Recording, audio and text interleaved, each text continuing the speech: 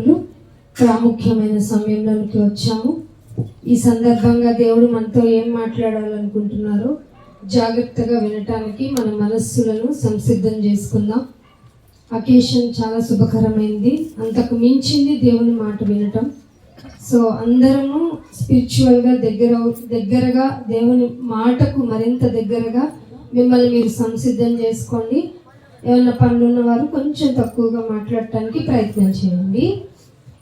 ఈ అవకాశం కల్పించినటువంటి ఈ రవి గారి కుటుంబానికి, వారి పెద్దలందరికీ, వారి కుటుంబ సభ్యులందరికీ దేవుని తరపు నుంచి మీకు ప్రత్యేక వందనాలు తెలియజేస్తూ ఉన్నాను. సంఘపరంగా నాకు ఈ అవకాశం కల్పించినటువంటి సంఘ కాపరి గారికి ప్రత్యేక వందనాలు. దేవుని యొక్క మాట మీరు తెలుసుకోవటం అత్యవసరము అనే సదుద్దేశంతోనే ఈ కుటుంబము ఇక్కడ ఈ కార్యక్రమాన్ని ఎంచుకొని తద్వారా దేవుని మాటను మీకు ప్రకటించాలన్న ఆశతో మీరందరూ వాక్యం వింటే ఏం సాధించుకుంటారు, ఎలా ఉండగలుగుతారు, ఏం చెయ్యొచ్చు దేవుని వాక్యంతో అనేటువంటి ఆలోచన కలగజేయడానికి మిమ్మల్ని అందరినీ ఇక్కడ ఏర్పాటు చేసుకున్నారు. సో మీరు సమయాన్ని సద్వినియోగం చేసుకోవాలని మనవి.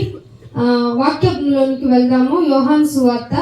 బైబిల్ ఉన్న వాళ్ళందరూ బైబిల్ తీసి చదవండి. బైబిల్ ఓపెన్ చేసుకోండి. యోహాను సువార్త 3వ అధ్యాయము 12వ వచనం చూడండి. భూ సంబంధమైన సంగతులు నేను మీతో చెబితేనే మీరు నమ్మకున్నప్పుడు అన్నారు. చాలండి. యేసు ప్రభు వారు తన ఓన్ ఎక్స్పీరియన్స్, తన జీవితంలో తను చేయవలసిన పని నిమిత్తం ఆయన వచ్చి ఆయన పనులు చేస్తున్నప్పుడు ఆయన వ్యక్తపరిచిన భావం ఇది. భూ సంబంధమైనవే ఆయన చెప్తూ ఉన్నారంట. తన సమకాలీకులకి చెప్తున్నప్పుడు ఏమైందట, నేను మీతో చెబితే భూ సంబంధమైన విషయాలే మీరు నమ్మటం లేదు. మీరు నమ్మనప్పుడు నేను ఎలా ఆత్మ సంబంధమైన విషయాలు మీతో నేను షేర్ చేసుకోగలను? ఇది ఆయనకి ఎదురైన అనుభవం. సో ఇక్కడ ఉన్న మన అట్మాస్ఫియరిక్ నేచర్ ఎలా ఉంటుందంటే చాలా ఆనందంగా ఉన్నాం, చాలా హ్యాపీగా ఉన్నాం. ఈ డే ఆఫ్టర్ ఉండదు. ఇది నిజం, పచ్చి నిజం. సో ఎప్పుడు సంతోషంగా ఉండాలంటే అసలు ఆ సంతోషం పోదు అన్న విషయం మనకి తెలియాలి అంటే ఎక్కడ ఉండింది, ఎలా ఉండింది, అది భూమి మీద ఉన్నప్పుడు చేస్తే ఏమవుతుంది, చేయకపోతే ఇంకేమవుతుంది, ఇవన్నీ మనకు తెలియాలి. ఇవి తెలియకుండా మనం వెళ్ళిపోతున్నాం అన్న సదుద్దేశంతో ఆయన ఏ అకేషన్కి వెళ్ళినా ఆయనకి ఎదురైన సమస్య ఏంటంటే భూ సంబంధమైన విషయాలతోనే మనుషులు మింగిలైపోయి ఉన్నారు. వాళ్ళకి ఆ భూ సంబంధమైన విషయాలనే కంపేర్ చేసి చెప్తుంటే వాళ్ళకి మైండ్లోనికి వెళ్ళటంలా. ఎందుకంటే వాళ్ళు ఒక లోకపరమైన ట్రాన్స్లో ఉన్నప్పుడు ఆత్మపరమైన స్పిరిచువల్ వైజ్గా ఏం అర్థమవుతాయి అదే చెప్తున్నాడు దేవుడు. ఆయన షేర్ చేసుకున్న విషయం ఏంటంటే నేను మీకు భూ సంబంధమైనవి చెప్తేనే మీకు అర్థం కావట్లా. అందుకే నేను భక్తుడు రాసిన ఒక మాట చూపిస్తాను. సామెతల గ్రంథము 15వ అధ్యాయము 15వ అధ్యాయము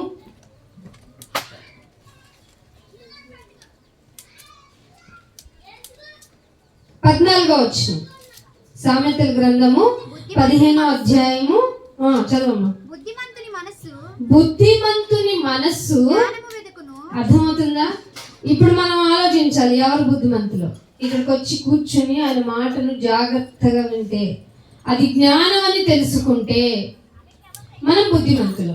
బుద్ధిమంతుని మనస్సు జ్ఞానమును వెతుకుతుంది. కానీ పీపుల్ అంతా ఎలా ఉన్నారట? మూఢత్వాన్ని భుజించే వాళ్ళుగా ఉన్నారట. ఎవరు వాళ్ళు? మూఢత్వాన్ని భుజించే వాళ్ళు బుద్ధిహీనులు. ఈ బుద్ధిహీనుల గురించి దేవుడు భయపడిందే జరిగిపోయింది. బుద్ధిహీనులు దేవుడు లేడని వారి హృదయంలో అనుకుంటారు. ఇలా అయిపోతుంది పరిస్థితి. బుద్ధిహీనుడు కనుక మూఢత్వంలోనికి వెళ్ళిపోతే దేవుడు ఎక్కడ ఉన్నాడు? అంతా నాతో కదా జరుగుతుంది, నా వల్ల కదా జరుగుతుంది, నా కష్టం వల్ల కదా జరుగుతుంది అనుకుంటారు. అందుకనే 15వ వచనంలో కూడా ఒక మాట ఉంటుంది కిందనే, బాధపడు వాని దినములన్నీ శ్రమకరములే, కానీ సంతోష హృదయానికి నిత్యము విందే. మనం అనుకున్నా ఈ రోజే విందే అనుకుంటున్నాం. కాదు. ఏ హృదయానికంట? సంతోష హృదయానికి నిత్యము విందే. ఇది దేవుల్లో ఉంటే తప్ప దొరకనిది, దేవుణ్ణి ఆశ్రయిస్తే తప్ప తెలియంది, అసలు దేవుని యొక్క వాల్యూ తెలిస్తే తప్ప నీకు ఈ విషయం అవగతం అవ్వదు. చాలా మంది లోకపరంగా మేము చాలా హ్యాపీయెస్ట్ ఇదిలో ఉన్నాము, మాకంటే గొప్పగా ఎవరు ఉంటున్నారు, మాకంటే ఇదిగా అంటే మమ్మల్ని మేము హైలైట్ చేసుకుని బ్రతుకుతున్నాము అన్న సంఖ్య, మా వల్లనే మా కష్టం వల్లనే అనుకునే వారి సంఖ్య రోజు రోజుకి పెరిగిపోతుంది. దానివల్ల ఏమవుతుందంటే దేవుడు మరుగైపోతున్నారు. ఈ దేవుడు మరుగైపోతున్నప్పుడు మనుషుని యొక్క ఆలోచన హైలైట్ అయినప్పుడు బుద్ధిహీనత మనుషుల్లో పెరిగిపోతుంది. ఆ బుద్ధిహీనత ఏం చేస్తుందట? పై వచనంలో మీరు చదివారు, ఆ బుద్ధిహీనత మూఢత్వాన్ని కలుగజేస్తుంది. మూఢత్వం వల్ల ఏమంటావు తెలుసా? ఎంతసేపు ఈ మాటలు అని కూడా వచ్చేస్తుంది. ఎంతసేపు మనం వచ్చింది హ్యాపీగా స్పెండ్ చేయడానికి కదా అనిపిస్తుంది. అరే ఇక్కడ ఎందుకు వచ్చినా నాకు దేవుని మాట దొరకడం నాకు అదృష్టమే అనేటువంటి అవగతం అవ్వాలి అంటే, నీకు అవగాహన అవ్వాలంటే దేవుని యొక్క వాల్యూ నీకు తెలియాలి. ఈ ప్రాసెస్ లో నీవెంత విలువైన వాడవో విలువైన దానివో తెలియాలి. నువ్వు ఎంత విలువైన వాడవో తెలియాలంటే ఒకసారి నువ్వు ముక్కు మూసేసుకోవాలి. ఉండగలమా? చెప్పండి, ఉండగలమా? ఎందుకు ముక్కు మూసుకోవాలంటే నా ఇదితో నేను బ్రతుకుతున్నాను కదా, నా కష్టంతో నేను నిలబడుతున్నాను కదా అనేవాళ్ళు, నీ కష్టమే కదా, మరి నువ్వెందుకు ముక్కు మూసుకున్నా బ్రతికి లేవు? ఇది దేవుడి తరపు నుంచి నేను అడుగుతున్న క్వశ్చన్. ఆలోచించండి, వివేచించాలి. దేవుని మాట వినాలి అంటే మీకు వివేచన కావాలి. ఆషామాషిగా దేవుని మాట మీకు అర్థం కాదు. లోకపరమైనటువంటి ఆలోచన విధానంతో ఇక్కడ కూర్చున్నా కూడా మీకు అర్థం కాదు. అందుకని నీకు వద్దంటే అసలు నువ్వు పీలుస్తున్నావు అనేటువంటి ఇది లేకుండా, సెన్స్ లేకుండా హీలింగ్ చేస్తున్నావే, ఆక్సిజన్ పీల్చుకొని కార్బన్ డైఆక్సైడ్ రిలీజ్ చేస్తున్నావే, శ్వాస నిశ్వాసములు అనింది బైబిల్ దాన్ని. అవి అయ్యో నేను వాళ్ళు ఆక్సిజన్ పీల్చుకోలేదు అని ఏమన్నా ఎప్పుడన్నా అనుకున్నామా? మనం తెలియకుండానే పీల్చుకుంటున్నాం కనుకనే బ్రతుకున్నాం. ఇది తెలుసా మీకు? సో మీ దేవుడు ఏం చెప్తున్నాడంటే, బుద్ధిమంతుని మనస్సు ఏం వెతుకుతుంది? జ్ఞానం వెతుకుతుంది. అది ఎక్కడ ఉండింది? బుద్ధి, జ్ఞానము, సర్వ సంపదలు ఎవరి యందు గుప్తమై ఉన్నాయో మీకు తెలుసా? ఈ లోకాన్ని ఏలుతున్న మహారాజు కాలాన్ని రెండుగా విభజించడానికి, ఐ ప్రౌడ్లీ సేయింగ్, కాలాన్ని రెండుగా విభజించడానికి ఆధారభూతుడు, కాలాతీతుడైన మన యేసు ప్రభు వారి ద్వారా ఆయన దగ్గరే ఉంది జ్ఞానం. నీకు ఊరికే వచ్చేది, ఆయన దగ్గరికి రావాలి. అందుకే అన్నాడు, నన్ను వెతుకు వారికి నేను దొరుకుతాను. వెతకాలి, ఆయన వెతికితే తప్ప దొరకడు. అదేంటి? ఎక్కడ కూర్చున్నా ఎక్కడున్నా ఏ స్టాటిస్టిక్ ఫిగర్ లో ఉండడా? నో, ఆత్మ ఉన్నారు ఆయన. ఆత్మ ఈ కంటి రిజల్యూషన్ తో చూడలేదు, చూడనేరదు. సో మిమ్మల్ని మీరు ప్రిపేర్ చేసుకోవాలంటే దేవుని చూడటానికి ముందు మీరు జ్ఞానముతో వివేచనతో ఆయన వెతకాలి.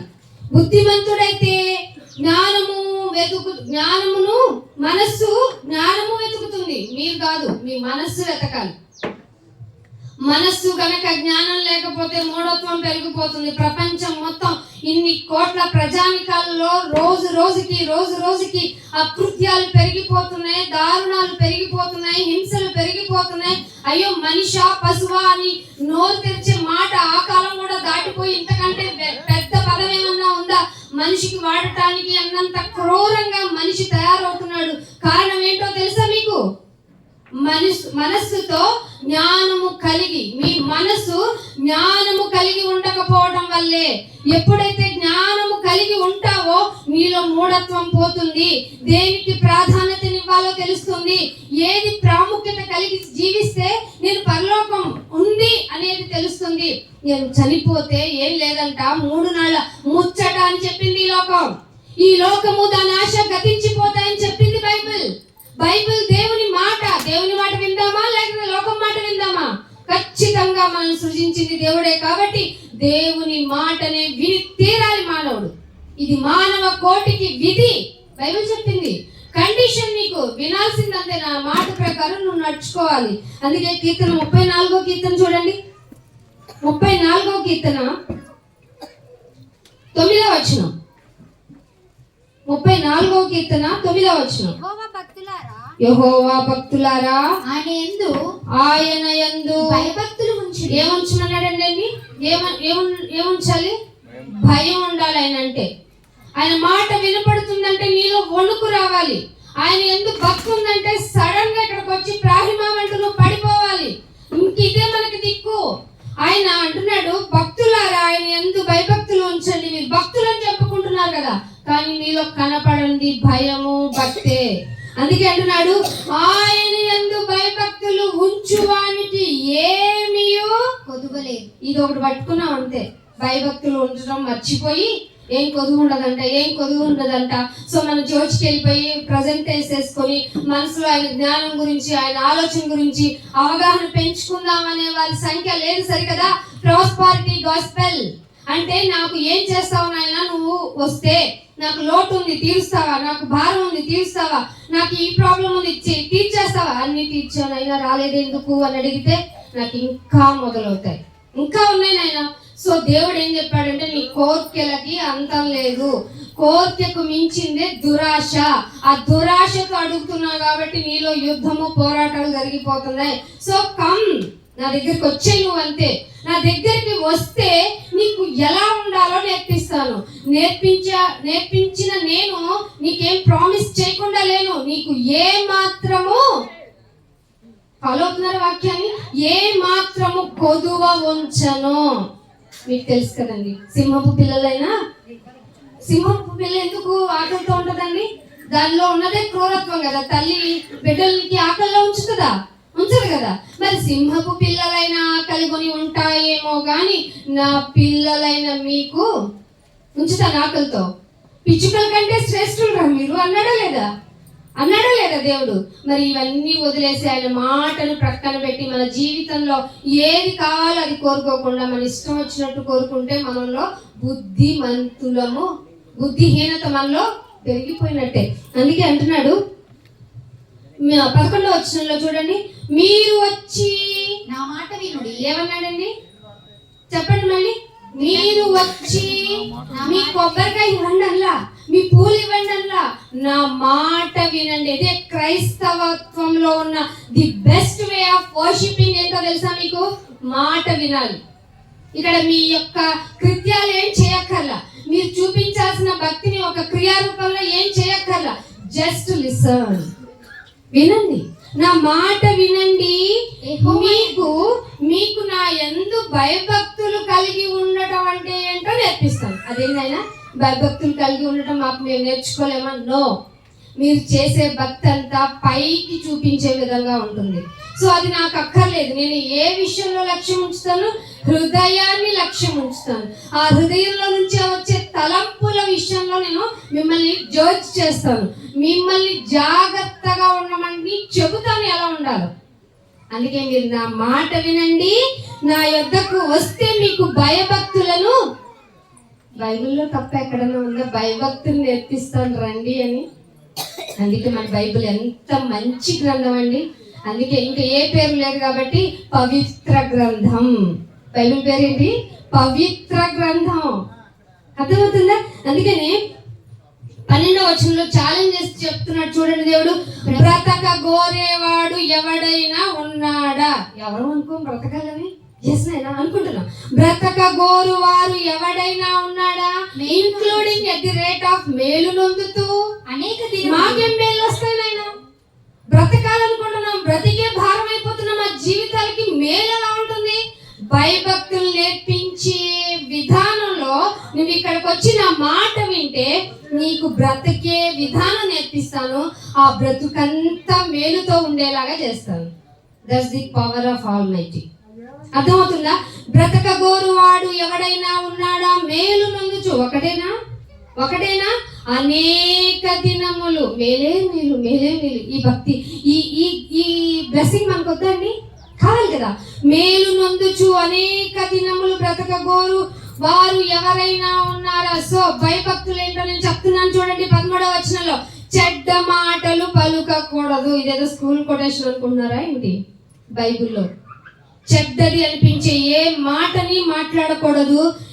ముఖ్యంగా నీ నాలుక కపటంగా ఉండకూడదు. పైకి చక్కగా అందంగా మాట్లాడతాం మనందరం, కానీ బైబిల్ ఏం పట్టేస్తుందో తెలుసా? నీ నాలుక మాట్లాడుతుంది కానీ అది కపటమైంది. ఈ లోటుని, ఈ లోపాన్ని గుర్తించే మార్గం ఏమన్నా ఉంటే చెప్పండి, వెళ్ళిపోదాం. భక్తిలో నుంచి తప్పిపోవడానికి మెయిన్ కారణం ఏంటో తెలుసా? కపట జీవితం, నటన జీవితం. అందుకే అంటుంది బైబిల్, నీ నాలుకను కపటమైన మాటలు పలుకకుండా నీ పెదవుల్ని కాచే. ఫస్ట్ ఇది భక్తి అంటే. అర్థమైందా? భక్తి అంటే ఇదేంటి నాయనా, భక్తి అంటే ఇంకేదో అనుకున్నాను. నా భక్తి అతి భక్తి అయిపోయి నేను వేరే లెవెల్లో పాడేస్తే చాలు అనుకున్నాను. ఇదా భక్తి అంటే? నా పెదవుల్ని కాచుకోవాలా, కపటం లేకుండా నా నాలుకను కాపాడుకోవాలా. ఇంకేమంటున్నాడు? చెడ్డ మాటలు కూడా పలకకుండా ఉండడం భక్తా. ఎస్. అప్పుడు సమాజం ఎంత బాగుంటుంది చూడండి. బాగుంటుందా బాగోదా సమాజం? భక్తి నేర్పించే క్రైస్తవ్యం మీద అపనిందలు వద్దు. మంచిగా సమాజం ఎలా ఉండాలో నేర్పించే ఈ యొక్క మార్గం మీద నిందలు వేయొద్దు. మంచిది ఇది, తెగులు రాకుండా సమాజాన్ని కాపాడుతుంది ఈ మార్గం. అందుకే ఇంకా అంటున్నాడు, కీడు చేయటం మానేయ్. ఎప్పుడు చూసినా ఎదుటి వాడికి ఏ కీడు చేస్తే వాడికి నష్టం వస్తుందని ప్రతి మనిషి ఈ రోజు ఆలోచించుకుంటున్నాడని సర్వే చెప్తుంది. ఎవడి తలంపులు బాగోలేదట. అందుకే అంటున్నాడు, కీడు చేయటం మానేయ్, మేలే చెయ్యండి. ఒక మాట, హైపర్ మాట అండి ఇది. సమాధానాన్ని వెదకాలి. దొరుకుతుంది? అది దొరకదు. ఎందుకంటే మనకు అలా ఇరిటేషన్ కలిగిస్తారు హ్యూమన్ పీపుల్. మనతో ఉన్నప్పుడు మనమే ఎదుటి వాళ్ళకి కూడా ఏం చేస్తాం తెలుసా? సమాధానాన్ని ఉంచనీయము. అసలు సమాధానం లేకుండా ఉండడానికి ఎన్ని ప్రయత్నాలు అయితే చెయ్యొచ్చో అన్ని ప్రయత్నాలు మనం చేస్తాం. వాడితో నేను మాట్లాడి, వాడు నాకొద్దు, వీడొద్దు, వాడొద్దు. ఎందుకు? నీకు ఒక మనిషి భూమి మీదకి వచ్చాడంటే అది దేవుని అనుమతితో వచ్చాడు. నీకు పాజిటివ్ గా ఉంటే వాళ్ళు ప్లస్ అవ్వాలి, వాళ్ళు నీకు పాజిటివ్ గా లేకపోతే వాళ్ళు నెగిటివ్ అవ్వాలి. అవే ఉండకూడదు. ఏమంటుంది బైబిల్? కీడు చేయటం మానేయ్, మేలు చేయటం నేర్చుకో, సమాధానాన్ని వెదికి దాన్ని దొరకదు, వెంటాడు నువ్వు. ఇది భక్తి మార్గం. చెప్తున్నారా మీ సంఘాలు ఎలాగా? సమాధానాన్ని వెంటాడాలమ్మా, సమాధానాన్ని వెంటాడాలి. సమాధానాన్ని దొరకదది.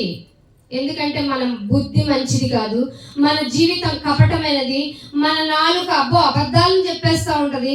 ఇవి భక్తిలో నేర్చుకోకుండా ఏం చేస్తే దేవుడు ఇష్టపడతాడో చేయకుండా మన ఇష్టమైనట్టు చేసి మన భక్తే దేవుని దృష్టిలో గొప్పదని మనకి మనమే పొగుడుకుంటూ మనల్ని మనమే ఏం చేస్తున్నాం? ఉప్పొంగ చేసుకుంటున్నాం. సో అందుకే అంటున్నాడు, దేవుడు దృష్టి ఎవరి మీద ఉంటుందో తెలుసా? నీతిగా బ్రతికే వాళ్ళ మీదే ఉంటుంది. అదే 15వ వచనంలో చెప్తున్నాడు, దేవుని దృష్టి నీతిమంతుల మీద ఉన్నది, ఆయన చెవులు వారి మొరకు ఒగ్గుతాడంట. ఆయనకేం అవసరం?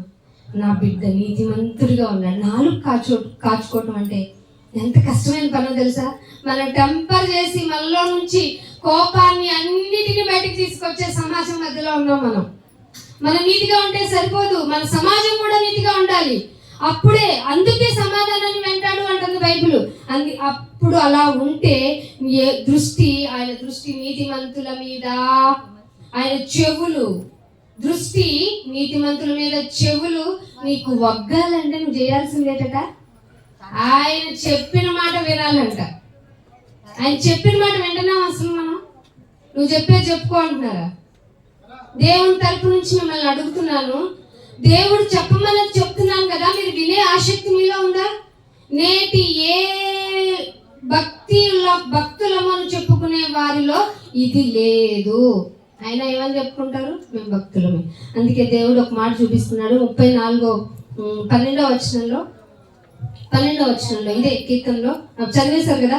ఆమోసు గ్రంథము 3వ అధ్యాయము 8వ వచనం. ఆమోసు గ్రంథము 3వ అధ్యాయము. సింహము గద్దించెను, భయపడని వాడెవడు? భయపడరా మీరు? సింహం ఎవరు అనుకుంటారు మీరు? మీకు తెలుసా సింహం అంటే ఎవరు? మీరు అనుకుంటున్న సింహములు ఈ లోక సింహాలు కాదు. దేవుడే సింహమై, యూదా గోత్రపు కొదమ సింహమైన. సింహము గర్జించను, భయపడని వాడెవడు? కానీ భయపట్టాల, అంతగా హృదయం క్రొవ్విపోయింది. మీరు మార్క్స్ 7వ అధ్యాయం ఇంటికి వెళ్ళి చదవండి. వారు వింటున్నట్టు వింటారు, చెవులకి వింటున్నట్టే ఉంటారు, కానీ నా మాటలు గ్రహించరు. ఎందుకు నాయన గ్రహించట్లేదంటే వాళ్ళ హృదయం క్రొవ్వింది. అందుకే బైబిల్ అంటుంది, సింహము గద్దించను, భయపడని వాడెవడు? ప్రభువు ఆజ్ఞ ఇచ్చుచున్నాడు, మీరెందుకు ప్రవచించడం లేదంటే ఇది ఓల్డ్ టెస్ట్మెంట్ లో రాయబడింది కాబట్టి అప్పుడు ప్రవచనం అనే కాన్సెప్ట్ అలైవ్ గా ఉంది కాబట్టి చెప్పాడు. కానీ ప్రవచించడం అంటే ఉపోద్ఘాతము, ఉపదేశించటము, చెప్పాలి కదా. చెప్తున్న వారిని ఆపే హక్కు మనకు లేదు. అందుకే సింహము గర్జించను, భయపడండి. ఇంకొక మాట అదే అంటున్నాడు. యోబు గ్రంథము 8వ అధ్యాయము, యోబు గ్రంథము 8వ అధ్యాయము 20వ వచనం. 8వ అధ్యాయము, ఆలోచించుము, దేవుడు యథార్థవంతుని త్రోసివేయడు. ఆలోచించండి, ఒక్కసారి ఆలోచించండి. ఆయన గర్జించాడు కదా అని మీరు వెనక్కి వెళ్ళిపోనక్కర్లేదు. ఆలోచించండి. దేవుడు యథార్థవంతులను త్రోసివేయడు, ఎప్పుడు రిజెక్ట్ చేయడు. చాలు, యథార్థవంతులని ఆయన త్రోసివేయడంట. నీకు అసలు మరి నా మాట వినట్లేదేంటి, దేవుడు నా మొర వినట్లేదంటే నీలో యథార్థత లేదేమో పరీక్షించుకోవాలి కదా. మీరు క్రైస్తవత్వంలోనికి వచ్చిన తర్వాత మీరు నేర్చుకోవాల్సింది ఏంటో తెలుసా? మిమ్మల్ని మీరు ఎగ్జామ్ తీసుకోవడం. మిగతా ఏ భక్తులము మార్గాలు అని చెప్పుకునే వాటిలో ఇది ఉండదు. అందుకే వాళ్ళు పైన అన్ని చేసేసి అన్ని సమర్పించి వెళ్ళిపోతారు. కానీ ఇక్కడికి వచ్చిన మనల్ని మనం పరిశీలించుకోవాలి. మీరు ఆలోచించండి, దేవుడు యథార్థవంతులకు తోసివేయడు. అదే 32లోనే, కీర్తన 32లోనే 8వ వచనం చూడండి. కీర్తన 32 8వ వచనం. నీకు ఉపదేశము చేసేదను, నువ్వు రా, నా మాట విను. మాట ఎలా చెప్తావు నాయన అంటే ఏం చెప్తున్నాడు? నీకు ఉపదేశం చేసేదను, నీవు నడవవలసిన మార్గం. నా మాట వింటే నువ్వు వెళ్ళవలసిన మార్గం ఏంటో నీకు బోధించేదను, బోధ చేస్తా. అదేంటైనా మేము వెళ్తున్న మార్గం కరెక్ట్ కదా? నో, కరెక్ట్ కాదు నాన్న. అందుకే చెప్తున్నాడు, నీకు ఉపదేశం చేస్తాను, నువ్వు నడవవలసిన మార్గం నీకు బోధిస్తాను. యాక్చువల్ గా నేను నీ మీదే దృష్టి పెడతాను. ఎవరైనా మన మీద దృష్టి పెడితే మనం ఎంత బాగా పెడతాం. ఒక అధికారి వచ్చి, అమ్మా నీకు ఇలా ఉండిందా, నీ పద్ధతులు ఇలా ఉన్నాయా, నీకేమన్నా అవసరాలు ఉన్నాయా, నేను తీరుస్తాను, ఇవన్నీ చెప్తూ ఏమంటారు, నేను తీర్చి పెడతాను, నువ్వు నా దృష్టిలో ఉన్నావమ్మా అని ఒక అధికారి మనతో చెప్తే మనం ఎంత భరోసాగా ఉండగలుగుతామండి. సాక్షాత్తు దేవుడే మాట చెప్తున్నాడు, నీ మీద దృష్టి ఉంచి నీకు ఆలోచన. ఎప్పుడన్నా ఆయన దృష్టి మన మీదకి మళ్ళేలాగా మన ప్రవర్తన ఉందండి? అసలు ఆ ప్రవర్తన ఉందా? ఎలా మరి ఆయన దృష్టి ఉంచి నీకు జ్ఞానం చెప్తాడు? అందుకనే బైబిల్ చెప్తుంది, ఒక మాట చూపిస్తాను చూడండి. అందుకే 9వ వచనంలో, బుద్ధి జ్ఞానము లేని కంచర గాడిదలు అయిపోయినాయి. ఏ దేంతో పోలుస్తున్నాడు మనిషిని దేవుడు? కంచర గాడిదిరా. ఏ కంచర గాడిది? ఫార్మేట్ చేసి అలైన్ చేయబడి సాధు చేసిన కంచర గాడిది కాదు. అదైతే చెప్పినట్టు వెళ్తుంది. బుద్ధి లేని జ్ఞానము లేని కంచర గాడిద వలనైనను ఉండకుండా అవి నీ దగ్గరకు తేబడాలంటే నువ్వేం చేస్తావు? వారుతోనూ కళ్ళంతోనూ పట్టుకుంటావు కదా, పట్టుకుంటావు లేదా? నువ్వు కంట్రోల్లో ఉండాలంటే బుద్ధి జ్ఞానముల సర్వ సంపదలు కలిగిన నేనే నీకు కళ్ళం వేసేది. ప్రైవసీ ఉందా లేదా మనం ఏదైనా చేసుకోవడానికి? అన్ని విషయాల్లో గల్తీ పత్రికలో చెప్పినట్టు అన్ని విషయాల్లో మనకి స్వతంత్రం ఉందా లేదా చెప్పండి? ఉంది. కానీ అన్ని చేయదగినవి కావు. క్రైస్తవులు మోరల్ టు సొసైటీ. మనము లోకానికి ఎంత మోరల్ గా ఉండాలంటే ఏం చేసినా ఆయన నిమిత్తమే. పడుకున్నా, లేచినా, తిన్నా, ఏం చేసినా ఆయన ఇదిగో ఇలా ఫంక్షన్ చేసినా ఆయన మాటలు ప్రసిద్ధి చేయడానికి. అందుకనే లూకాసు వార్త 7వ అధ్యాయం చూడండి. లూకాసు వార్త 7వ అధ్యాయము 3వ వచనం. లూకాసు వార్త 17వ అధ్యాయం లూకాసు వార్త 17వ అధ్యాయము 3వ వచనం. నీ విషయమై మీరే జాగ్రత్తగా ఉండండి. బైబిల్ ఏం చెప్పిందో చూసారా? నా విషయం అంతా మా అమ్మ నన్ను చూసుకుంటారండి, నా విషయం అంతా నా భర్త చూసుకుంటాడండి, నా విషయం అంతా మా ఆవిడే చూస్తుందండి, నా విషయం అంతా మా బంధువులు, మా రక్త సంబంధులు, మా అన్నదమ్ములే చూస్తారండి. క్రాష్. ఒకనొక సందర్భంలో అందరూ నిన్ను వదిలేస్తారు. చాలా మంది ఎక్స్పీరియన్స్ చేసాం ఇప్పటికీ. బైబిల్ ఏం చెప్తుంది? మీ విషయమై మీరే బైబిల్ ఏం చెప్పిందండి? మీ విషయంలో ఇంకెవరిని ఇన్వాల్వ్ చేయకండి, మీరే జాగ్రత్తగా ఉండండి. ఎందుకంటే మీ ఒక మాట చెప్తున్నాడు. ఇంకో ఇదే ప్రకటన గ్రంథము 14వ అధ్యాయము, ప్రకటన గ్రంథము 14వ అధ్యాయము 7వ వచనం. అతడు మీరు దేవునికి భయపడి ఆయనను మహిమపరచుడి, ఆయన తీర్పు తీర్చు గడియ వచ్చును. మీరు దేవునికి భయపడండి. అయ్యో మేమండి మా బంధువులకి చాలా భయపడుతున్నాం, వాళ్ళు చెప్పిందే వేదం అనుకుంటాం. కాదు, మీరు ఎవరికి భయపడాలి? దేవునికి భయపడి ఆయన మహిమను వెదకాలి. మహిమ కనపడదు మీకు, వెదకాలి. దేవునికి భయపడి ఆయనను మహిమపరచండి. ఎందుకు మహిమపరచాలి? అంత అవసరం ఏమిటి అంటే ఆయన తీర్పు తీర్చు గడియ వచ్చెను ఉందా? వస్తుంది ఉందా? వచ్చెను అంటే మనందరికి, ఐ మీన్ లోకానికి తీర్పు జరుగుతుంది అని ఉంది బైబిల్లో ఇంకొక చోట.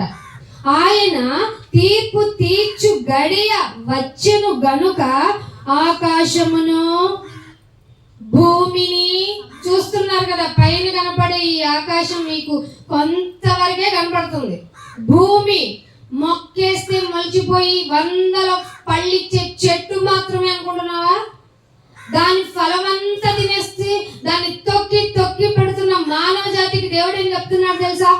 ఆకాశమును భూమిని సముద్రమును జలధారలను కలగజేసిన వానికే నమస్కారం చేయండి. ఎందుకని? తీర్పు ఆల్రెడీ స్టార్టెడ్. అందుకే ఎలా ఉంటది తీర్పు వస్తుంటే? ఎక్కడికి మనం రీచ్ అవుతాం చూడండి. ఆమోసు గ్రంథము 5వ అధ్యాయము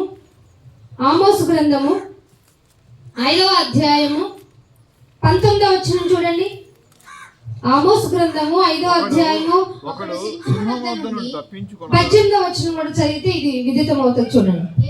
యెహోవా దినము రావాలి. ఎందుకంటే ఆయన తీర్పు వచ్చేస్తుందంటే ఆయన దినం వస్తుందని అర్థం, ఆయన సెకండ్ కమింగ్ వస్తుందని అర్థం. అందుకని యెహోవా దినము రావాలి అని ఆశ పెట్టుకుని ఉన్నవారులారా మీకు శ్రమ.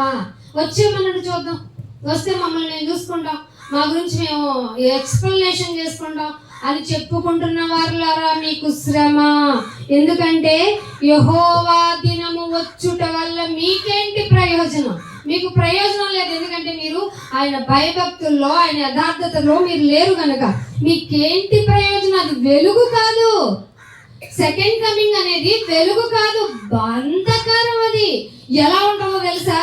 ఇప్పటికీ ఫేస్ చేస్తున్నారు. ఒకడు సింహము నొద్ద నుండి తప్పించుకొనగా, అబ్బో నాకు ప్రాణాంతకమైన రోగం అని నువ్వు తప్పించుకున్నావు అనుకో, అది సింహమే అనుకున్నావు అనుకో, మళ్ళీ నువ్వు ఎక్కడికి వెళ్తావో తెలుసా?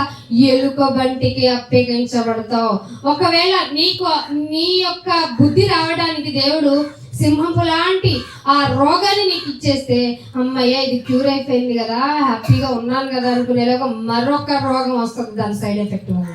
అమ్మ దానికోసం మందులు వాడావు కదా, సైడ్ ఎఫెక్ట్ వల్ల వస్తుంది. ఎలుగు బంటి లాంటిది. అది ఎలుగు బంటి లాంటిది ఎదురైనప్పుడు దానికోసం ఒకవేళ ఆ రోగం నిమిత్తం వాడిన టాబ్లెట్లు, యాంటీబయాటిక్స్ వల్ల కిడ్నీలు పాడైపోతే డయాలసిస్కి వెళ్ళాను కదా అని హ్యాపీగా అమ్మయ్య డయాలసిస్ పూర్తి చేసుకుని ఇంటికి వచ్చాను అనుకున్నావు అనుకో. ఫర్ ఎగ్జాంపుల్ చెప్తున్నా, ఇంటిలోనికి వెళ్ళగానే ఇంటిలోనికి పోయి గోడ మీద ఎలా చెయ్యి పెట్టగానే ఏం కలిసిందట? నువ్వు సింహం నుంచి తప్పించుకుంటే ఎలుకబంటి వస్తుంది. ఎలుకబంటి నుంచి తప్పించుకొని అమ్మయ్య ఇంట్లో ఉంటే ప్రశాంతంగా ఉంటాను కదా అంటే నిన్ను పాము కరిచినట్లు ఉంటుంది. ఆ దినం అంత సఫకేషన్, అంత వేదనకరమైంది, నువ్వు తట్టుకోలేవు. అందుకే ఈ యొక్క అకేషన్ వైజ్ అయినా నీతో దేవుడు మాట్లాడాలని కుటుంబం తలంచుకుంది కాబట్టి నీ చెవికి మాటలు వెళ్తున్నాయి. అందుకే అంటున్నాడు యెహోవా దినము, కింద మళ్ళీ చెప్తున్నాడు యెహోవా దినము నిజముగా వెలుగు కాదది. ఏమంటున్నాడు? వెలుగు ఏమాత్రము కాదు గాని అది కారు చీకటిగా ఉండదా? నీకు అర్థం అవటం లేదా? అందుకని మత్తయి సువార్త మీదకి ఏం ఆలోచించొద్దు. దేవుడు ఏం చెప్తున్నాడు? మత్తయి సువార్త 6వ అధ్యాయంలో ఒక మాట చెప్తున్నాడు. 6వ అధ్యాయము 25వ వచనం చూడండి. 6వ అధ్యాయం మీకు అందరికీ తెలుసు, 25వ వచనం. అందువలన నేను మీతో చెప్తున్నది ఏంటంటే ఇక మీరు నిర్ణయించుకోవాలి. నా మాట వినడానికి మిమ్మల్ని రమ్మన్నాను కదా, యథార్థంగా ఉండడానికి రమ్మన్నాను కదా, కపట నాలుక వద్దన్నాను కదా. అయితే అవన్నీ చేస్తూ మేము ఏం చేయాలి అంటే దేవుడు చెప్తున్నాడు, ఏమి తిందాం. క్రైస్తవులకి ఏముండకూడదు, ఏమి తిందాం, ఏమి ధరించుకుందాం అని మీ ప్రాణం గురించి కూడా ఆలోచించొద్దా? ఎస్, మీరు వింటుంది కరెక్ట్. మీ ప్రాణాన్ని గురించి కూడా ఆలోచించొద్దంటుంది. క్రైస్తవ్యం నేర్చుకోవాలి. మీ ప్రాణముల గురించి అయినను, ఏమి ధరించుకుందామో అని మీ దేహముల గురించి అయినను చింత. ఈ మనిషికి లేస్తే రెండింటి మీద చింత. అమ్మ తినడానికి లేదు, ఉండడానికి లేదు, అమ్మ కట్టుకోవడానికి లేదు. ఏం సాధిస్తారు అంటే కట్టుకోవడానికి కూడా ఉంచకుండా నేను భూమి మీద దేవుడు అనాథగా వదిలేసాడా? నువ్వు వదిలేస్తావు అనాథగా బిడ్డల్ని. వాళ్ళ పోషణ గురించి ఆలోచించో. వాళ్ళు నీకున్న వ్యసనాల వల్ల లేకపోతే నీకున్న బలహీనతల వల్ల ఏం చేస్తావో తెలుసా? వాళ్ళకి ఏముందో ఏం లేదో అసలు ఎలా బ్రతుకుతున్నారో లేకుండా తాగుడికి బానిస అయిపోయి నిన్ను నువ్వే శిక్షించుకుంటున్నావు. కానీ దేవుడు ఏమంటున్నాడు? నీ దేహాన్ని గురించి అయినా నీ ప్రాణాన్ని గురించి అయినా నువ్వు చింత పడవద్దు. అందుకని ఇంకొక మాట చూపిస్తాను. లూకాసు వార్త, ఆయన ఎలా బ్రతికాడో చూపించేసి ముందుకు వెళ్ళిపోతాను. లూకాసు వార్త 9వ అధ్యాయము 58వ వచనం. లూకాసు వార్త 9వ అధ్యాయము 58. అందుకు యేసు లక్కకు బొరియలు ఉన్నాయి. నక్కకు బొరియలు ఉన్నాయా? ఎవరిచ్చారు ఆ బొరియలు? నేనే. ఆకాశ పక్షులకి అవి కూడా ఎవరిచ్చారు? ఆ తెలివి ఎవరిచ్చారు? గూళ్ళు కట్టుకునే తెలివి ఎవరిచ్చారు? దేవుడే కదా. నక్కకు బొరియలు ఉన్నాయి, ఆకాశ పక్షులకు గూళ్ళు ఉన్నాయి. మీరు అనుకుంటున్న మహాదేవుడు అన్నిటినీ చేసిన మహాదేవునికి ఏం లేదట, తల వాల్చుకోవటానికి కూడా. అందుకే దేవుడు ఆయన ఏం చెప్పాడు తెలుసా? మీ ప్రాణాల గురించి, మీ దేహాన్ని గురించి మీరు చింతించకండి. మీకేం కావాలో నేను చూసుకుంటాను, నా మాట మీరు వినడానికి ప్రయత్నం చేయండి. అయితే మేమేం చేయమంటాం నేనంటే 1 తిమోతికి రాసిన పత్రిక 2వ అధ్యాయము 1 తిమోతికి రాసిన పత్రిక 2వ అధ్యాయము 9వ వచనం. మరియు ఇక్కడ స్త్రీలనే చెప్పారు కదా అని పిల్లలు కాదనుకోకండి. ఇక ఏం చేయమంటావు? మరి ప్రాణాన్ని గురించి ఆలోచించొద్దన్నావు, దేహాన్ని గురించి ఆలోచించొద్దన్నావు, అసలు వస్త్రం కాదు తిండి గురించి వేటి గురించి ఆలోచించొద్దన్నావు. మరి ఏం ఆలోచించాలి నైనా అంటే మీరు నన్ను తీర్పు ఆల్రెడీ స్టార్ట్ అయింది కాబట్టి మీ జీవిత విధానంలో మార్పులు రావాలి. మీ జీవన ప్రమాణం ఎదుటి వాళ్ళకి రిఫ్లెక్ట్ అవ్వాలి. అందుకు మీరు ఎక్కువగా స్త్రీలైన మీరు అణుకువ నేర్చుకోవాలి. ఇప్పుడు నూతన వస్త్రాలు వేసుకున్న శ్రావణి అయినా, ఇక్కడ నుంచి చెప్తున్న నేనైనా, వింటున్న మీరైనా, స్త్రీలైనా, పురుషులైనా, పిల్లలైనా ఎవరైనా నేర్చుకోవాల్సింది ఏంటో తెలుసా? అణుకువ నేర్చుకోవాలి. అణుకువ లేదు మానవ జాతిలో, అస్సలు లేదు.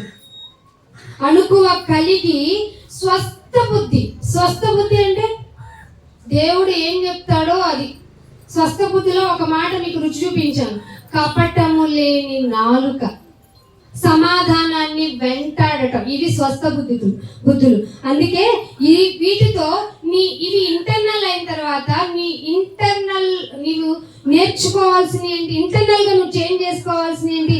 తగు మాత్రం చాలు. మనం ఏ విషయానికైనా దాటకూడదు లిమిట్. మనం తగు మాత్రము, అవి వేటి విషయంలో? వస్త్రాల విషయంలోనైనా సరే తగు మాత్రపు వస్త్రాలతోనైనా, ఇంకా జడలు 5-6 చూడండి. ఫిజికల్ గా మనం ఎలా ఉండాలో కూడా దేవుడు చెప్పేస్తున్నాడు.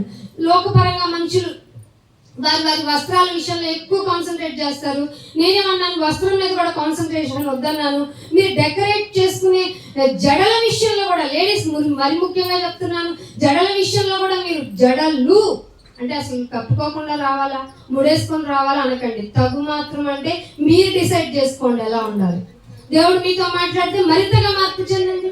అందుకే తగు మాత్రపు వస్త్రములతోనూ చేతనే కానీ జడలతోనైనను, బంగారముతోనైనను, ముత్యములతోనైనను, మిక్కిలి వలగల వస్త్రములతోనైనను అలంకరించుకొనకంటే మొత్తం వద్దని చెప్పేశారు.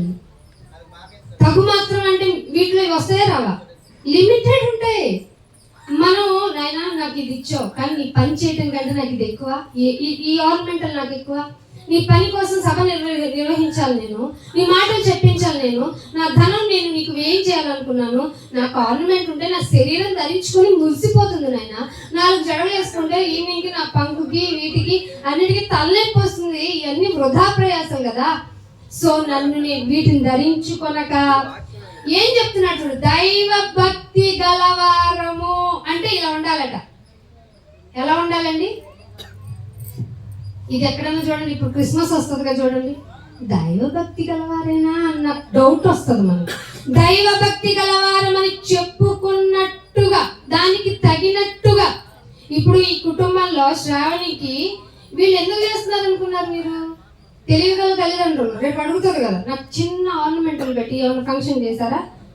అసలే ఆర్గ్యుమెంట్ చేస్తే ఎక్కువ, తొందర ఎక్కువ మా శ్రావణికి. సో వాళ్ళు ముందే చెప్పేశారు, నీకు అన్ని ఇచ్చేసాం బిడ్డ, కానీ విలువైంది కూడా నీకు చెప్పిస్తున్నాం, ఫ్యూచర్ లో నువ్వు ఎలా ఉండాలో చెప్పిస్తున్నాం. So be prepare. శ్రావణి వింటున్నావా? అణుకువ కావాలి ఫస్ట్. తర్వాత దైవ భక్తి గలవారం అనేటందుకు నేను ఎలా ఉండాలి అని నీ వస్త్రధారణ మారాలి, నీ జడలు మారాలి, నీ ప్రవర్తన మారాలి. మారి తగినట్టుగా ఏం చేయాలట? సత్క్రియ. నేను చాలా సార్లు చెప్పాను, నా వాక్యం విన్న వాళ్ళకి తెలుసు. సత్క్రియ అంటే మంచి పనులు కాదు, దేవుని పనులే మంచి పనులు.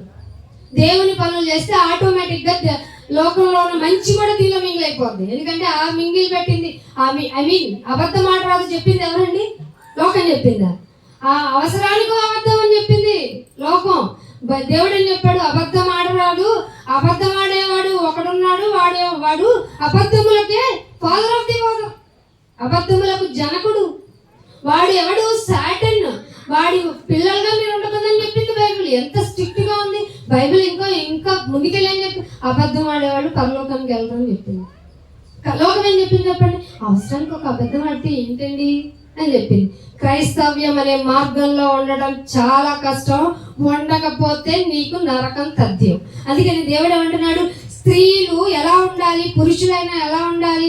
సత్క్రియల చేత తమ్మును తామును అలంకరించుకోవాలి. పాట పాడామా, మాట్లాడామా, వాక్యం చదివామా, ఇవి ఇంకా నీ ఫార్మేటింగ్ లైఫ్ అయిపోవాలి.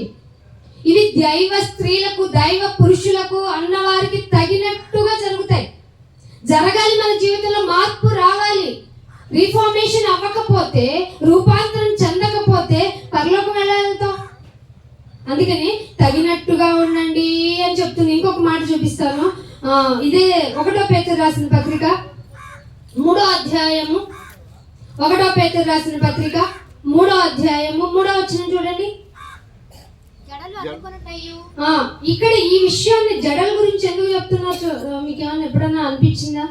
మన లేడీస్ కి బాగా తెలుసు. దేనికి ఎక్కువ టైం పట్టుద్ది?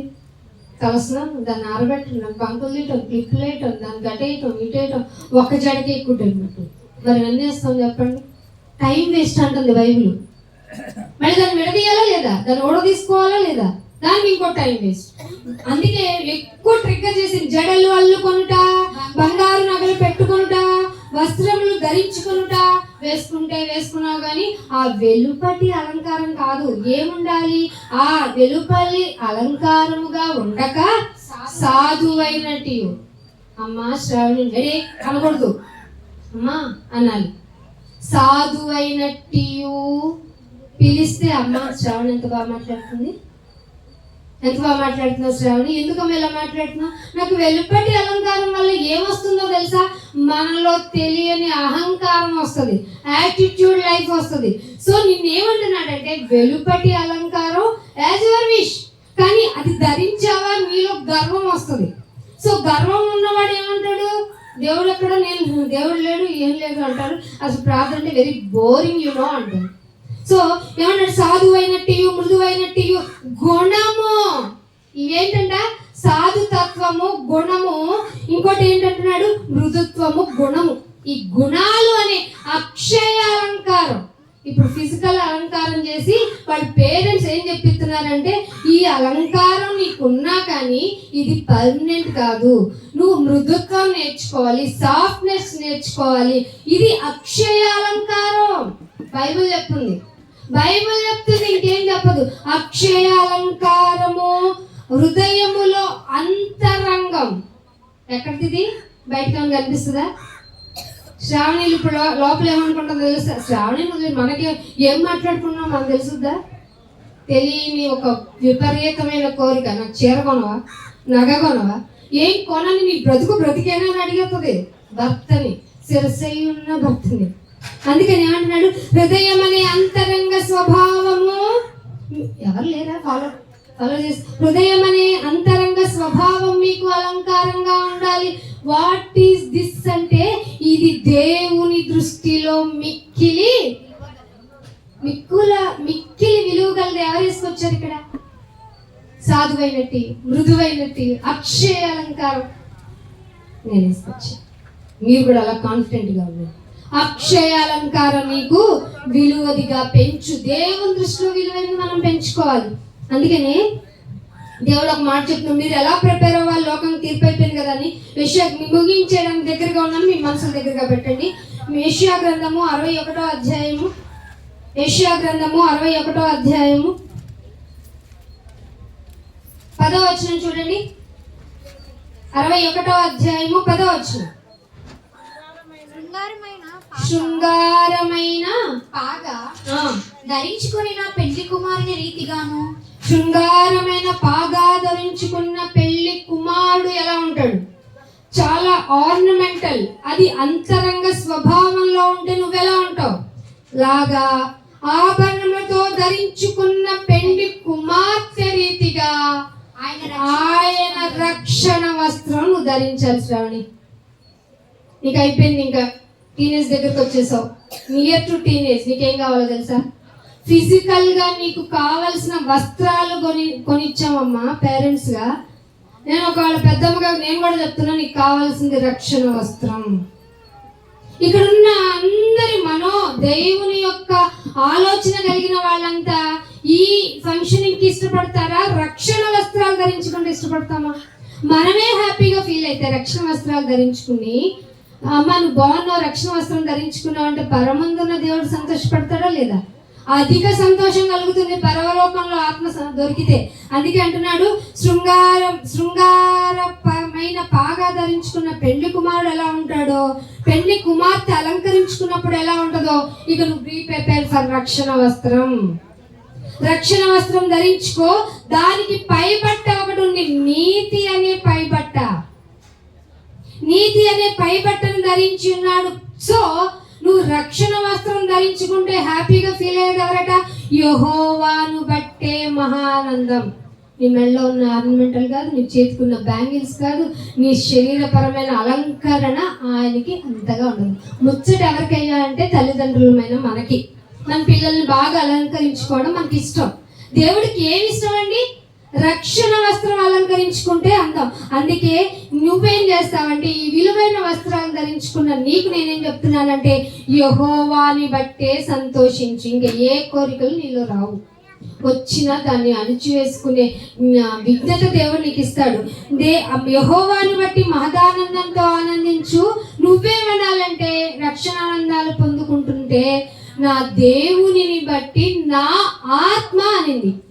శరీరానికి ఇష్టం ఉండదు, రక్షణ వస్త్రము శరీరానికి ఇష్టం ఉండదు, దానికి అవసరం లేదు. కాబట్టి నువ్వు ఈ రక్షణ వస్త్రం వస్తే ఆత్మలో ఆనందిస్తావు.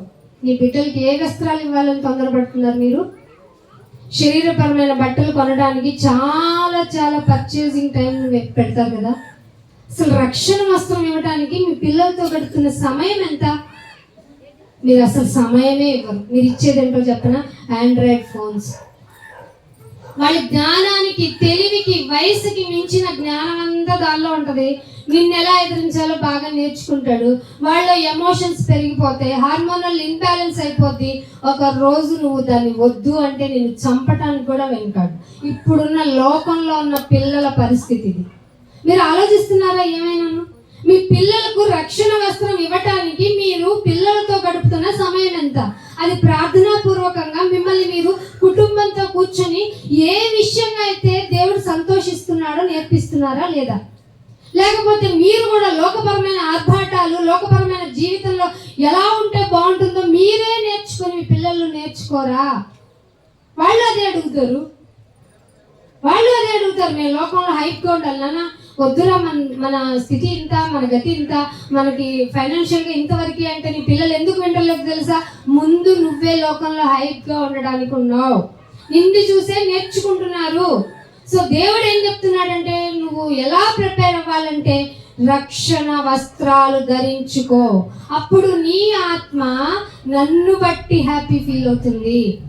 లోకంలో వాళ్ళు లోకపరమైన ఆర్నమెంటల్ ధరించుకుంటే ఈవెన్ వాళ్ళ ఫోర్ ఫాదర్స్, అమ్మమ్మ, నానమ్మ, ఇంకా మనం అందరం హ్యాపీ ఫీల్ అవుతాం. కానీ దేవుడు హ్యాపీ ఫీల్ అవ్వడు. Really it's true. ఈ విషయం చెప్పడానికి నేను గట్టిగా ఇక్కడ ఉన్నాను. దేవుడు ఆనందపడాలంటే రక్షణ వస్త్రాలు ధరించుకోవాల్సిందే. అందుకని ఒక మాట, ప్రకటన గ్రంథము 19వ అధ్యాయము, ప్రకటన గ్రంథము 19వ అధ్యాయము 8వ వచనం చూడండి. 19వ అధ్యాయము 8వ వచనం. మరియు ఆమె ధరించుకొనుటకు ప్రకాశములను నిర్మలమునైన సున్నపు నార బట్టలు, సన్నపు నార బట్టలు ఆమెకు ఇయ్యబడెను. అవి పరిశుద్ధుల ఏం చేయాలట? పరిశుద్ధుల నీతి క్రియలు. మీకు తెలుసు బలుక స్వార్థలో ఉంటది. ధనవంతుడు ఏం ధరించుకున్నాడు? సన్నపు నార బట్టలు. అంటే దేవుడికి అంత కోపమా బట్టలు వేసుకుంటే ఊరుకోవడానికి? చాలా మంది పొరపాటు పడ్డారు. ధనవంతుడికి ఏం లేవో తెలుసా? నీతి క్రియలు లేవు. అదే చెప్తుంది బైబిల్. ఆమె ధరించుకున్నటకు ప్రకాశములను, లైటనింగ్ అప్ అయ్యే నిర్మలములనైన సన్నపు నార బట్టలు కొనుక్కోవాలంటే కాదు, అవి నీతి క్రియలు. చేస్తున్నారా? ఇవి నీతి క్రియలు ఉండే విధంగా మీ బిహేవియర్ ఉంటుందా? మనం ఉంటున్నాం అసలు నీతి వస్త్రాన్ని కాపాడుకునే విధంగా? అందుకని యోబు గ్రంథంలో అంటున్నాడు చూడండి. ఆయన ఏం చెప్తున్నాడు? 29వ వచనంలో, 29వ అధ్యాయము యోబు గ్రంథము 29వ అధ్యాయము 14వ వచనం. ఏం ధరించుకున్నాడటండి ఆయన? నీతినే వస్త్రంగా ధరించుకున్నాడట. నీతినే వస్త్రముగా ధరించుకున్నాను, అది నన్ను ధరించును. నువ్వు ధరించుకో ఫస్ట్ నీతిని. ముందు నువ్వు ప్రిపేర్ అవ్వాలి. నేను నీతిగా బ్రతకాలని. ఆయన నాతో మాట్లాడాలంటే కుదరదు. ముందు నువ్వు ప్రిపేర్ అవ్వాలి. ఆయన వచ్చి మాట్లాడితే నేను మారుతానంటే కుదరదు. నువ్వు మారాలని నీకు లేకపోతే ఆయనకేంటి లాభం? నువ్వు మారితే నీకు కదా లాభం. అందుకే అంటున్నాడు నేను నీతిని వస్త్రముగా ధరించుకున్నాను. ఇక్కడున్న శ్రావణి అయినా, ఇక్కడున్న మనం అందరమైనా ఏం ధరించుకోవాలి? నీతిని అనే వస్త్రాన్ని ధరించుకుంటే అది మనల్ని ధరిస్తుంది. అప్పుడు నా న్యాయమైన ప్రవర్తన నాకు వస్త్రం. ఏం చెప్పిందండి బైబిల్? నీ న్యాయమైన ప్రవర్తనే నీకు వస్త్రం. కొత్తగా నీకేం బట్టలేవక్కర్లా. నీ న్యాయమైన ప్రవర్తన. అమ్మ ఫోన్ తీసేయమ్మా అంటే ఏమనాలి? తీసి పక్కన పెట్టాలి. అమ్మ ప్రార్థనకు వచ్చే అంటే పేరెంట్స్ ఏమనాలి? ఇదిగో వచ్చేస్తున్నాను, నేను రాను, మీరు వెళ్ళండి. ఏం చేస్తావు ఇంట్లో ఉండి? ఏం చేయడానికి ఉన్నావు నువ్వు ఇంట్లో? దేవుని సన్నిధిలో ఉండకపోతే నీకు ఎలా తెలుస్తుంది? ఏం తెలుస్తుంది? సో మీకు న్యాయమైన ప్రవర్తన. నేను వస్త్రాల గురించి మాట్లాడుతున్నా. ఏ వస్త్రాలు అవి? రక్షణ వస్త్రం ఉండాలి. న్యాయమైన ప్రవర్తన అనే వస్త్రము నాకు పాగాగా ఉండాలి. పాగా అంటే తల మీద పెట్టుకునేది. దీనికి ఫిజికల్ గా మనం పెట్టుకోనక్కర్లే. అలంకారం ఇంటర్నల్ గా అక్షయ అలంకారం ఎలాగో చెప్తున్నాడు. ఇవన్నీ చేయాలంటే 1 డేలో అవుతుందండి? అసలు 1 డేలో అవుతుందా? సమాజం ఏం చేసేసిందంటే, తీసేయమంటే ఈ బొట్టు వద్దన్నారు, గాజులు వద్దన్నారు, అన్ని తీసేద్దాం ఒంటి మీద ఏం ఉంచుకోం. అక్షయ అలంకారం అస్సలు ఉండదు మనకి. అక్షయ అలంకారం మాట్లాడిస్తే భయంకరమైన సౌండ్. ఏం మృదుత్వం ఉంది నీలో, ఏం సాఫ్ట్నెస్ ఉంది నీలో? మారాలన్న ఆలోచన ఉందా అసలు నీకు? మార్చుకొని బ్రతుకులో నువ్వు ఎంత అక్షయ అలంకారంగా బ్రతకాలన్నా బ్రతకలేవు. క్షయమైన అలంకారము తీసేయండి. క్షయమైన అలంకారం, జడలు అల్లుకొనుట, బంగారం నగలు పెట్టుకుంటా, వెలగల వస్త్రాలను గనక ధరించుకుంటే అక్షయ అలంకారాన్ని ధరించుకొనలేం. అందుకు తీసేయాలి. మీరేం చేస్తున్నారంటే ఇవి తీసేసి అది ఉంచుతున్నారు. దేవుడి దృష్టిలో వెలగలవారం అయిపోతామా? మిక్కిలి వెలగలది అక్షయ అలంకారం. దాన్ని పెట్టుకుంటే ఫిజికల్ గా అలంకరించుకోవడం ఏ మేరకు నేను ప్రవర్తించవచ్చో నీకు విదితం అవుతుంది. ఇవేమి ఆలోచించకుండా మీరు గుడ్డి ఎద్దు ఎక్కడ పడుతుందట? చేలోనే పడుతుందట. దానికి ఏమవుతాయి? 4 దెబ్బలు ఎక్స్ట్రాగా పడతాయి. దేవుడు అదే అడుగుతాడు. నువ్వు గుడికి వచ్చావు కదా, అలంకారం అంటే ఏం చెప్పాను నీకు? ఎలా ఉండమని చెప్పాను? ఎంత బాగా ఉండమని చెప్పాను? మన దేవుడు ఎలాంటి రిచెస్ట్ ఆఫ్ ది రిచెస్ట్. అసలు ఏం లేకుండా ఏం లేదు కదా. నువ్వు ప్రవర్తించే విధానం, నిన్ను దేవుడు ఎంత పోషిస్తున్నాడో, ఎలా ఉంచుతున్నాడో ఇలా చూపించాలి. మీటింగ్ పెట్టి నువ్వు ఆయన లేకుండా ఏది లేదు అంటే ఆయన అందరికీ ఎలా సహాయం చేస్తాడు? మీకు ఫస్ట్ లో చదివించాను 30 ఏ కొదువ ఉండదు, ఉంచనీయడైనా నువ్వు ఆయన కొరకు నిలబడితే. అందుకే ఈ కుటుంబానికి కూడా వీళ్ళకి కూడా నేను చెప్తుంది ఏంటంటే, ఆయన సన్నిధిని మిస్ చేసుకోకండి. మిస్ చేసుకోరు కాబట్టే చాలా చక్కగా దేవుని వాక్యాన్ని ప్రకటించాలనే సదుద్దేశంతోనే వాళ్ళ బిడ్డని వాళ్ళందరికీ చూపిస్తూ ఏ అలంకారం ప్రయారిటీ ఉందో చెప్పమంది బైబిల్. చెప్పించమన్నారు, చెప్తున్నాం. అందుకని లాస్ట్ ఒక మాట చూపిస్తాను. లూకాసు హబక్కూకు గ్రంథము 3వ అధ్యాయము 18వ వచనం. హబక్కూకు గ్రంథము 3వ అధ్యాయము 18వ వచనం. 3వ అధ్యాయము 18వ వచనం. నేను యెహోవా యందు ఆనందించెదను. హబక్కూకు ఓల్డ్ గ్రంథం అండి. ఎవరి యందు ఆనందించెదను? నాకు మంచి వారాల నగలుంటే ఆనందించదు. మన ఫీలింగ్ ఇది. మంచి పట్టు చీర ఉంటే ఆనందించదు, నాకు మంచి వాచ్ ఉంటే ఆనందించదు, ఇవన్నీ ఉంటే ఆనందించదను అంటుంది బైబిల్ శ్లోకం. కానీ దేవుడు ఏమంటున్నాడు? నేను యెహోవా యందు ఆనందించదను, నా రక్షణకర్త అయిన, నా ఆత్మకు రక్షణ కలిగించే కర్త అయిన దేవుని యందు నేను సంతోషించదను. ఇది ఫిజికల్ గా లోకపరంగా బ్రతికే వాళ్ళకి ఎట్టి పరిస్థితుల్లోనూ ఆనందం ఇవ్వదు. దేవుని యందు బ్రతికిన వారికే ఇది ఆనందాన్ని కలిగిస్తుంది. అందుకే ప్రభువుకు యెహోవాయే నాకు బలము. మమ్మీ మిల్కిచ్చే బలంగా ఉంటా కాదు, నా రక్షణకర్తయగు దేవుని యందు నేను ప్రవర్తించే విధానమే, నా అక్షయ అలంకారమే, నీతి అను నా పైపట్టే నాకు బలము. అర్థమవుతుందా? నీతిగా ఉందామా? అమ్మ ఏదో స్కూల్ వర్క్, ప్రాజెక్ట్ వర్క్ అని ఇచ్చింది అనుకో, యూట్యూబ్ ఓపెన్ చేసి ఏం చూస్తాంలే, మనం ఏం చూడకూడదో చూసేసేవాళ్ళు ఉన్నారు పిల్లలు కూడా. నీతి ఉందా నీకు? ఈ విషయం వరకు నా ఫ్రెండ్స్ ఉన్నారు, వాళ్ళంతా లోకపరంగా ఎంత ఎంజాయ్ చేద్దాం అంటారు, సో నేను వెళ్ళకూడదు, నీతి అనే పై బట్టను నేను వేసుకొని ఉన్నా, నా దేవుడు నన్ను లెక్క అడుగుతాడు అని నీకు, నాకు, చిన్నపిల్లలకి, పెద్దవాళ్ళకి, వృద్ధులకి అందరికీ ఉండాలా లేదా? ఉండాలి. ఇక్కడికి వస్తే మన బ్రెయిన్లు వాష్ అయిపోతాయి. వాష్ అయ్యి ఆయన మాటలే ఉంటాయి. అప్పుడు హృదయము దేని మాటలు మాట్లాడుతుంది? దేవుని మాటలే మాట్లాడుతుంది. ఫిలిప్పీలకు రాసిన పత్రిక 4వ అధ్యాయము 19వ వచనం. ఫిలిప్పీలకు రాసిన పత్రిక 4వ అధ్యాయము 19వ వచనం. తన ఐశ్వర్యము చొప్పున క్రీస్తు యేసునందు ఒక మహిమ ఉండింది. ఏముందట? తన ఐశ్వర్యము. దేవుడికి ఒక ఐశ్వర్యం ఉంది. మీరు అనుకునే ఫిజికల్ గా కనిపించే అన్నము, వస్త్రము, బట్టలు, బిల్డింగ్లు, కారు, అంతస్తులు, ఇంకేవేవో విలువ గలవైనవన్నీ కాదు. ఆయన ఐశ్వర్యం వేరు. ఆయన ఐశ్వర్యం నీకు బ్లెస్ అవ్వాలంటే నువ్వు క్రీస్తునందు ఉండాలి. అప్పుడు ఆయనలో ఉన్న మహిమ నీకేం చేస్తుందట? ప్రతి అవసరాన్ని. మా అవసరాలు ఎవరు తీరుస్తారండి? గుడికి వెళ్తే మా అవసరాలు ఎవరు తీరుస్తారండి? దేవుని మాటలు వినడానికి వస్తే రా, దేవుని మహిమ నీ అవసరాన్ని తీర్చేస్తుంది. ఆయన మాట ప్రకారం బ్రతకడానికి చూడు. యెహోవా ఉత్తముడని రుచి చూడు. రుచి చూస్తే తప్ప ఆయన నీకు తెలియదు. ఆయన నీకు ఎంత చేయగలడో. నీ కోసం ఆకాశంలో భూమి కంటే 13 రెట్లు ఎక్కువైన సూర్యుని ప్రతిరోజు ఉదయింపజేస్తున్నాడు. ఆయన తన బిడ్డనివ్వడానికి కూడా వెనకాడని ఆయన నీ అవసరాన్ని తీర్చడా? నువ్వెందుకు న్యాయంగా బ్రతకనంటావు? నువ్వెందుకు నీతిగా బ్రతకనంటావు? ఎందుకు ఆయన పట్టించుకోవు? ఎందుకు ఆయన మాట నీకు రుచించడం లేదు అంటే నీకు లోకపరమైన జీవపు డబ్బా అవసరమైంది, లోకపరమైన నేత్రాశ గొప్పదైంది, లోకపరమైన శరీరాశ నీకు అవసరం అవుతుంది. ఇవన్నీ లోకంలో ఉన్న ఈ మూడితో కలిపిన ఈ లోకమే దేవుడిని నాశనం చేసేస్తానంటున్నాడు.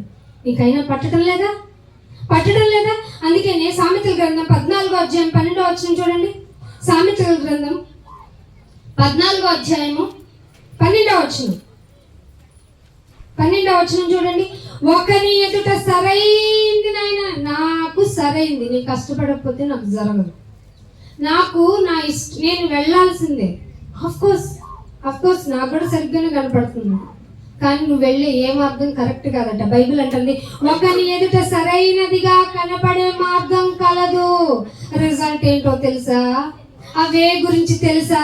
అది తుదకు మరణం. దాని కాన్సెప్ట్ ఏంటో తెలుసా? మరణం.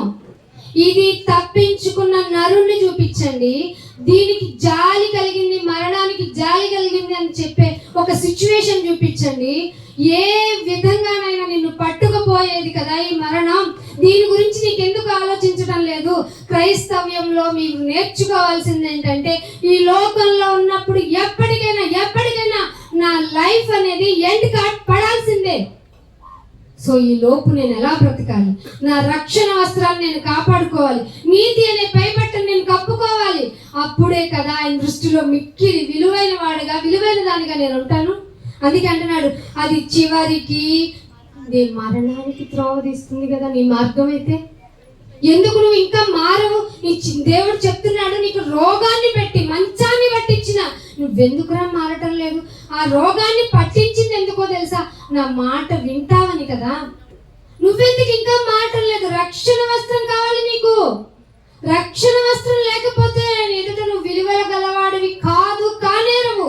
అసలు ఆయన భూమి మీద నిన్ను తీసుకొచ్చిందే రక్షణ వస్త్రము తెలియచేయడానికి బట్టలిచ్చాడు.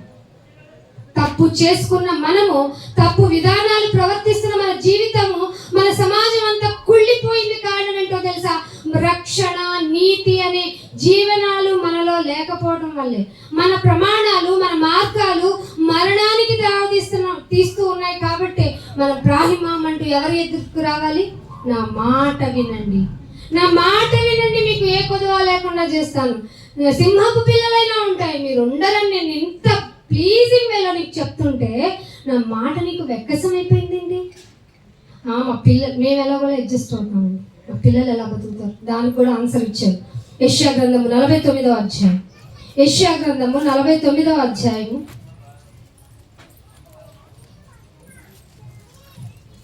49వ అధ్యాయము 25వ వచనం చూడండి.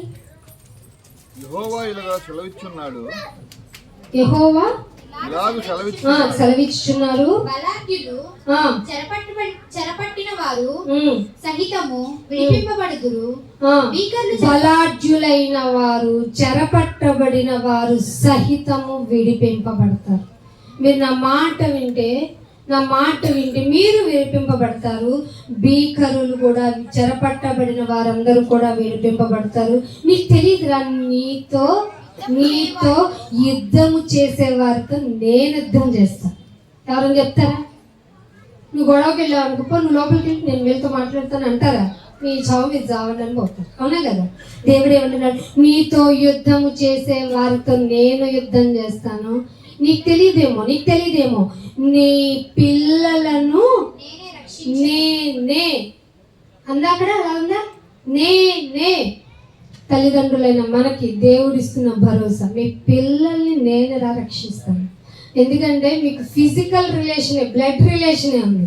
నేను ఆత్మపరంగా కన్నానురా. మీరు మారరా? మీరు ఇంకా చింతలోనే ఉంటారా? నా మాట వినరా? రక్షణ వస్త్రం వద్దా? ఒకరోజు మీ ఎదుటగానే నేను మీ ముఖం మీద తలుపు వేసేస్తాను. ఉండగలమండి? ఫిజికల్గా ఎవరైనా మన మొహం మీద తలుపేస్తే బ్రతకగలమా? అవమానం కదా. దేవుడు చేస్తాడు ఒకరోజు. అప్పుడు అరిచి గీపెట్టి ప్లీజ్ వన్ మోర్ ఛాన్స్ అని అడిగితే ఏ మాత్రము నీకు లేని పరిస్థితి ముందు రాబోతుంది. యెహోవా దినము వెలుగు కాదు, అది అంధకారమే. సో మీకు కావలసిన రక్షణ వస్త్రం నీతి అను పైబట్టతో మీరు ఉండాలి అంటే ఆయన మాట విని ఆయన దగ్గరకు వచ్చి ఆయన ఇచ్చిన బహుమానాన్ని పట్టుకొని పోండి. ఉచితం, ఇది ఉచితం. ఈ ఉచితంగా ఉంది కదా అని దీన్ని నిర్లక్ష్యం చేయొద్దు, చులకన చేయొద్దు. దానికి ప్రాపకం, దాని కాస్ట్ మీరు పెట్టుకోవాలి. అలాంటి దుర్మార్గపు స్థితిలోనికి వెళ్లకుండా మిమ్మల్ని మీరు కాపాడుకోవడానికి మీరే దేవుని మాట విని మీ గురించి మీరే జాగ్రత్త కలిగి ఉంటారని ఆశపడుతూ దేవుని మాటలు మీలో ఫలించాలని దేవుడిని హృదయపూర్వకంగా కోరుకుంటూ నా మాటలు ముగిస్తున్నాను. ఈ అవకాశం ఇచ్చిన ఈ కుటుంబానికి, ఈ సందర్భంగా శ్రావణికి మరి ముఖ్యంగా ఎన్నో సంగతులు దేవుడు తనతో కూడా మాట్లాడాడని ఆశపడుతూ ఉన్నాను. ప్రార్థన చేసుకుందాము. తండ్రి, ఎంతో వందనాలు, స్తోత్రం నైనా. మీ బాధ, వేదన, రోదన మీరు పోషించే విధానం, మీరు ఇచ్చిన భరోసా, ఏ విషయాలకి మేము చింతపడాలి, ఏ విషయాలకి బాధపడాలి, ఏ వస్త్రం మాకు కావాలి, ఎలా ఉంటే మీరు ఇష్టపడతారని మాతో మాట్లాడినందుకు స్తోత్రాలు. ఇదిగో ఇవన్నీ మేము నాయన సరిగ్గా మా జీవితాన్ని మార్చుకొని నీ కొరకు బ్రతకటానికి మమ్మల్ని అందరినీ సంసిద్ధులు చేయండి. రక్షణ వస్త్రం లేని ప్రతి ఒక్కరితో మీరు మాట్లాడండి నాయన. నీతి అనే పైబట్ట వేసుకోవడానికి వారికి అవకాశం మరొకసారి దయచేయండి నాయన. ఇదిగో ఈ సందర్భంగా శ్రావణిని కూడా మీ చేతులకు అప్పగిస్తున్నాం తండ్రి. బిడ్డ బాల్యం నందు నాయన నీ యందును నాయన పెద్దల దయందును వర్ధిల్లుటకు సహాయం చేయండి. మరి ముఖ్యంగా లోకంలో ఏది ముఖ్యమో తెలుసుకునే వివేకం ఇవ్వండి. తల్లిదండ్రుల్ని నాయన, తాతగారిని, నాయనమ్మని, అమ్మమ్మని, ఇంకా వారి రక్త సంబంధులందరినీ జ్ఞాపకం చేసుకోండి. ఏ కుటుంబాలకి ఏ ఆత్మలో ఏ రక్షణ వస్త్రము లేకుండా ఉన్నారో వారందరినీ దయ ఉంచి మరొక అవకాశం కల్పించి మాటల ద్వారానైనా వారిలోనైనా మార్పు కలిగేలాగా సహాయం చేయమని కోరుకుంటూ యేసుక్రీస్తు వారి పరిశుద్ధమైన నామముని ప్రార్థన అడిగి వేడుకుంటున్నాం తండ్రి. ఆమేన్. Thank you all of you. God bless you.